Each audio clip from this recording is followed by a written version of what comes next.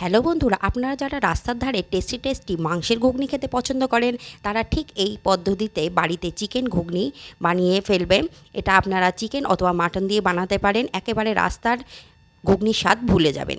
এবার দিয়ে দিলাম একটা কড়াইতে পর্যাপ্ত পরিমাণ সর্ষের তেলটা গরম হলে দিয়ে দিলাম পেঁয়াজ কুচি, আদা বাটা, রসুন বাটা দিয়ে নাড়িয়ে চাড়িয়ে দিয়ে দিলাম টমেটোর টুকরো আর দিয়ে দিলাম চিকেনের টুকরো। এবার সেটাকে নাড়িয়ে চাড়িয়ে দিয়ে দিলাম একে একে নুন, জিরে গুঁড়ো, ধনে গুঁড়ো আর লঙ্কা গুঁড়ো। এবার নাড়িয়ে চাড়িয়ে অল্প একটু পানি দিয়ে 10 মিনিটের জন্য ঢেকে দিলাম। 10 মিনিট পরে আবার ফিরে এলাম, দেখলাম চিকেনটা সিদ্ধ হয়ে গেছে। এবার দিয়ে দিলাম সিদ্ধ করা বুট, আর বুটটাকে দিয়ে অল্প পরিমাণ পানি দিয়ে হলুদ গুঁড়ো দিয়ে দিলাম।